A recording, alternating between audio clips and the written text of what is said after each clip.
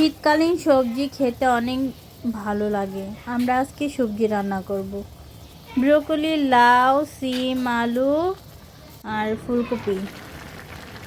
এই তো সবজি সিদ্ধ হয়ে গেছে। সবাইকে জানাই আসসালামু আলাইকুম। কেমন আছেন সবাই? আমাদের সবজিটা হয়ে গেছে, আর একটু সিদ্ধ হওয়া বাকি আছে।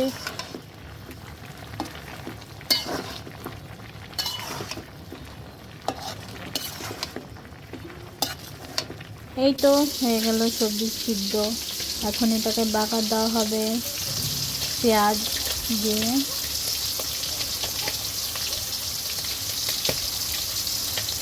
এই তো পেঁয়াজটা একটু বাদামি কালার হয়ে আসছে। এখন দিয়ে দিবি একটু পরেই সবজি।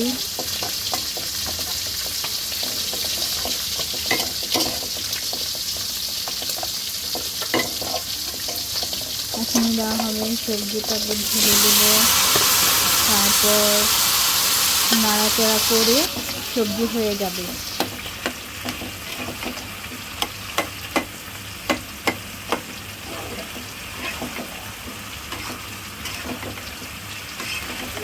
কিন্তু আমাদের সবজি হয়ে গেছে। এখন ধনিয়া পাতা, কাঁচামরিচ দিয়ে সবজি রেডি হয়ে যাবে। সবজিটাকেও নামিয়ে নেব।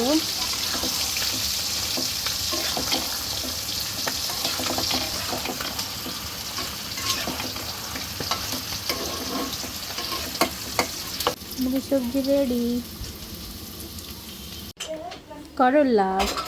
করলা দিয়ে রান্না হবে, আলু আর করলা দিয়ে রান্না হবে জাটকা মাছ। এখন জাটকা মাছ একে সবগুলো বেছে নেব হালকাভাবে।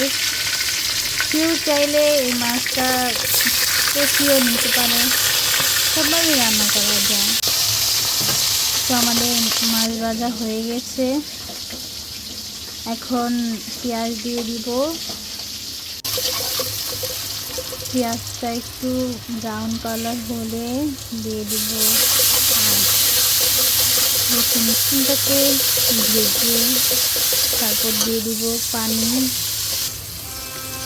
এ পর্যায়ে। তারপর দিয়ে দিব মরিচের গুঁড়া, ধনিয়া গুঁড়া, তারপর আলু আর করলা দিয়ে দিব। একটু ভালোভাবে কষিয়ে নেব। তারপর দিয়ে দিব ঝোল। তো এভাবেই রান্না করতে হয় করলার তরকারি জাটকা মাছ দিয়ে।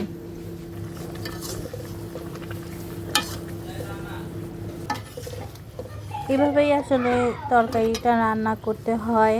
এখন দিয়ে দিব মাছ। মাছ দেওয়ার পরে তারপরে একটু জাল করতে হবে একসাথে। হালকা এই তরকারিটা হালকা ঝোল রাখতে হয়।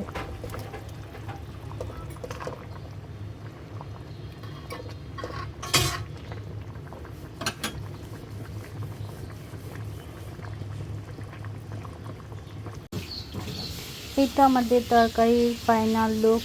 এভাবেই রান্না করতে হয়। আমাদের ব্লগ দেখার জন্য সবাই আমাদের পাশে থাকবেন, কমেন্ট করবেন।